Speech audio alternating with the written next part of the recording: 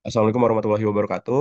Sebelumnya izin perkenalkan diri, kami dari kelompok satu mata kuliah Pengelolaan Citra, di mana pada video kali ini kami akan menjelaskan progres akhir dari kami, yaitu progres keempat, di mana kami akan menjelaskan seluruh materi-materi yang ada pada tugas besar kami, yaitu deteksi penyakit daun menggunakan CNN. Di mana pada kelompok satu tersendiri, kami berkelompok dan beranggotakan saya sendiri, Afifullah Juna Putra, lalu ada Alia Naira Syafika, lalu ada Kali Bangun Minyak Sono, serta Rizky Jayaputra dan Muhammad Zaki Zain. Nah, pada video kali ini kami akan menjelaskan seluruh kebutuhan-kebutuhan atau source code yang ada pada CNN kami. Mungkin dapat dijelaskan oleh Alia Naira selanjutnya. Yang pertama, deskripsi project. Jadi di project kami ini bertujuan untuk mengembangkan sistem berbasis deep learning menggunakan convolution neural networks atau CNN yang mampu mendeteksi penyakit pada daun kentang seperti early blight dan late blight. Lalu selanjutnya terdapat manfaat yang dimana eh, manfaat yang pertama yaitu deteksi dini penyakit yang dimana sistem ini memungkinkan identifikasi penyakit daun kentang seperti early blight, late blight. Nah, pada tahap awal sehingga tindakan pencegahan ini dapat dilakukan lebih cepat untuk mencegah penyebaran. Lalu yang kedua ada efisiensi waktu dan tenaga yang dimana proyek ini tuh mengurangi ketergantungan pada metode manual yang memakan waktu dan memerlukan tenaga ahli. Dengan sistem otomatis ini, deteksi dapat dilakukan dengan cepat dan akurat. Lalu yang ketiga ada pengurangan kerugian hasil panen, yang dimana dengan mendeteksi penyakit lebih awal, petani dapat mengurangi resiko kerugian hasil panen yang disebabkan oleh penyakit yang tidak teridentifikasi atas keterlambatan di tangan. Lalu yang keempat menggunakan sumber daya yang lebih efisien, yang dimana eh, dengan menggunakan metode ini kita dapat memanfaatkan sumber daya untuk pertanian yang lebih efisien. Lalu yang kelima ada dukungan untuk pertanian presisi yang dimana jika menggunakan metode ini kita mendukung pertanian agar lebih presisi. Lalu yang terakhir ada kemudahan akses bagi petani untuk mendeteksi penyakit pada daun hasil tanamannya lebih cepat agar lebih cepat diatasi. Lalu selanjutnya terdapat tujuan yang pertama mendeteksi penyakit secara otomatis yang dimana proyek ini tuh mengembangkan sistem berbasis deep learning yang mampu mendeteksi penyakit daun kentang seperti early blight dan late blight secara otomatis dan akurat.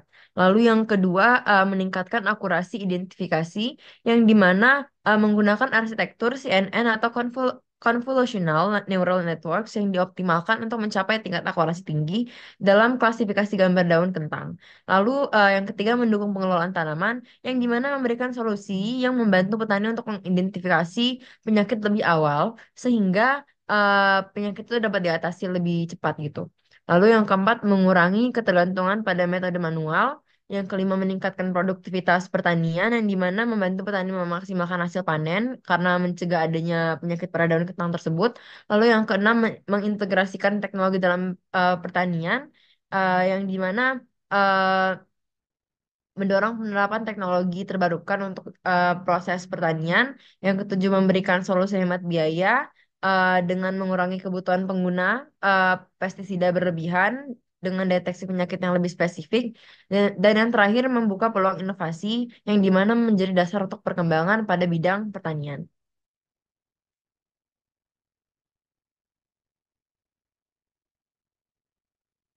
Nah, jadi source code ini tuh bertujuan untuk membangun model convolutional network atau CNN yang dapat digunakan untuk mendeteksi penyakit pada daun tanaman berdasarkan gambar.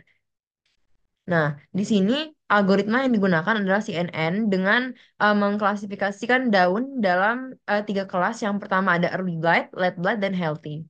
Lalu penjelasan selanjutnya akan dijelaskan oleh teman saya. Kita masuk ke penjelasan konvolusi yang dimana konvolusi adalah operasi memanipulasi elemen matriks dengan kata lain melakukan proses manipulasi antara kernel atau filter dengan bagian kecil dari gambar input atau patch.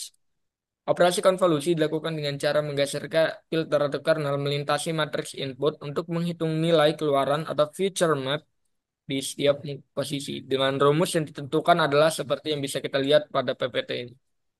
Next.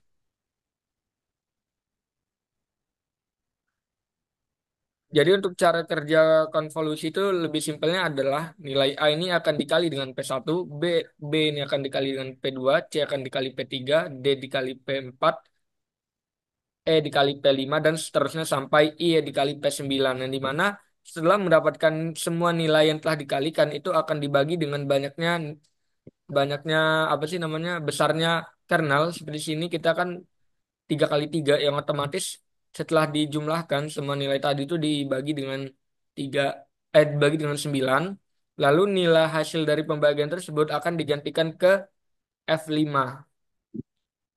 Next. Seperti yang kita lihat pada rumus ini, terdapat penjelasan di mana adalah kat kali K itu merupakan ukuran kernel, yang di mana di sini kita menggunakan kernel 3 kali 3 pada kode itu. Lalu ada M, NM, dan N itu adalah indeks dari kernel. Lalu JI, dan J merupakan posisi pada gambar input di mana kernel diterapkan. Lalu terdapat bias, di mana nilai bias yang ditambahkan adalah setelah di perhitungan. Next.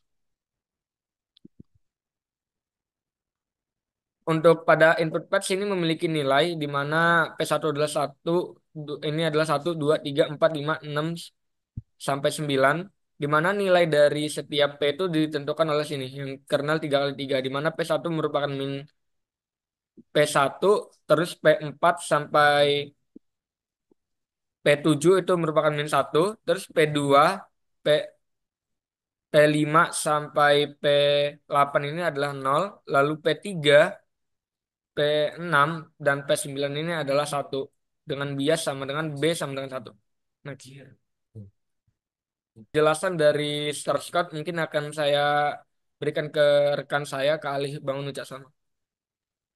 Baik, terima kasih Rizky. Jadi di sini saya akan menjelaskan terkait dengan source code yang telah pada project yang telah kami kerjakan, yang mana di sini kita akan berfokus pada konvolusional dua dimensi dan max Pooling, yang mana conv2D ini merupakan proses yang terjadi pada citra, khususnya pada pengolahan citra yang terjadi. Next.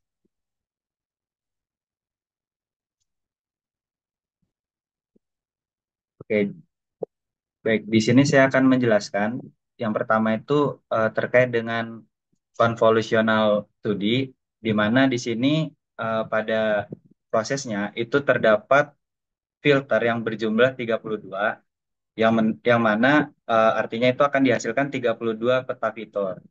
Kemudian eh, pada fitur ini itu menggunakan kernel 3 kali 3, yang artinya di sini pada source code itu yang 3,3 itu artinya menggunakan matriks 3 kali 3 pixel.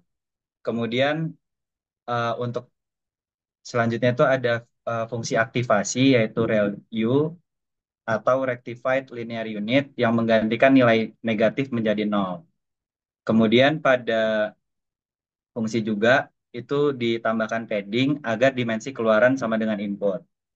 Kemudian terdapat input shape yang berfungsi untuk spesifikasi dimensi input hanya diperlukan pada lapisan, yang mana input shape ini hanya diperlukan pada lapisan pertama. Kemudian terdapat max Pooling 2D, yaitu berfungsi untuk menurunkan dimensi data dengan memilih nilai maksimum dari blok 2 kali 2 pixel. Hasilnya, dimensi data diperkecil hingga setengah, misalnya dari 256 kali 256 menjadi 128 dikali 128. Next. Nah, kemudian pada lapisan kedua itu kurang lebih sama seperti lapisan yang pertama, namun di sini tidak ada input shape, karena input shape tadi hanya diperlukan di lapisan yang pertama. Dan juga pada filter itu ditingkatkan menjadi 64, yang memungkinkan model menangkap fitur yang lebih kompleks. Next. Nah, kemudian untuk di lapisan ketiga juga masih sama seperti di lapisan kedua, masih menggunakan 64 64 filter, dan juga fungsi aktivasi ReLU, dan juga masih diberikan padding. Next. Nah, kemudian di sini terdapat perbedaan pada lapisan keempat, yang mana pada lapisan keempat ini filter ditambahkan hingga 128. Di mana filter ini ditambahkan itu berfungsi untuk menangkap pola yang lebih mendalam. Dan juga setiap lapisan polling mengurangi dimensi data secara bertahap. Sekian penjelasan terkait dengan conv2D. Selanjutnya dilanjutkan oleh teman saya. Untuk selanjutnya saya akan menjelaskan lapisan-lapisan polyconnected yang pertama, yaitu flatten. Nah, fungsi dari flatten ini untuk mengubah output berbentuk matriks multidimensi dari lapisan sebelumnya menjadi bentuk vektor satu dimensi. Hal ini adalah langkah persiapan sebelum memasukkan data ke lapisan fully connected. Next. Untuk yang kedua yaitu dense dan dropout. Untuk dense sendiri adalah lapisan fully connected dengan 128 neutron menggunakan activation value sebagai fungsi aktivasi untuk menangkap hubungan nonlinear. Lalu yang kedua itu ada dropout. Untuk dropout sendiri adalah teknik regularisasi yang secara acak menonaktifkan 50% neuron selama pelatihan untuk mencegah overfitting.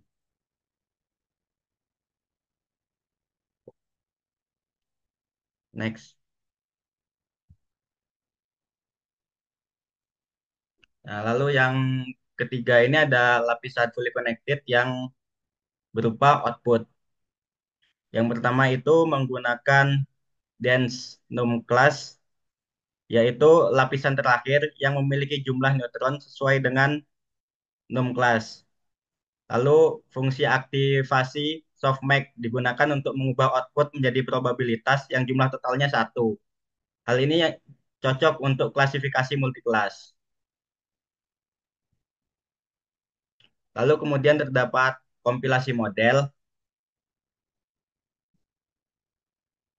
yang akan dijelaskan oleh Apipullah.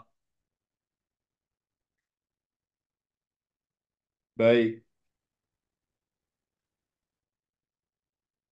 Jadi pada kompilasi model, di sini tuh ada beberapa model yang kita terapkan pada CNN kami, yaitu pertama menggunakan algoritma Adam yang dimana itu bakal mengoptimalkan bobot jaringan selama pelatihan atau hitungannya selama source code itu berjalan.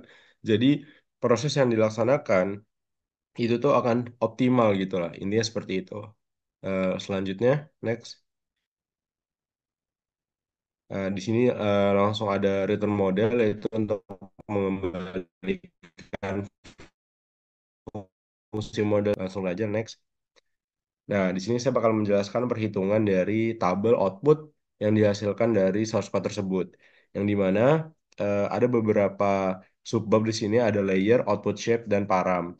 Yang dimana pada layer sendiri itu menampilkan beberapa jenis layer yang digunakan dalam modelnya. Ada conv dua dimensi, ada max polling dua dimensi, ada flatten, ada dance, ada dropout, dan ada dance satu juga. Jadi emang berbagai macam lah dalam perhitungan di sini.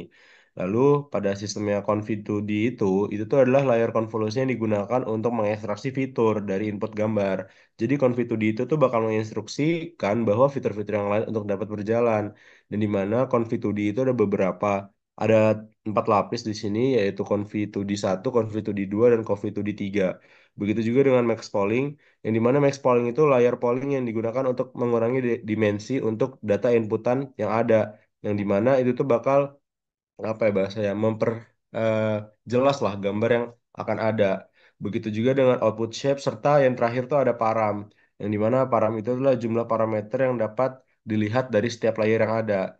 Nah, pada di bawah itu terdapat total param, tradable param, juga prediksi kelas yang ada. Yang dimana pada total params itu memunculkan bahwa inputan gambar itu menghasilkan 16,5 MB, begitu juga dengan tradable paramsnya.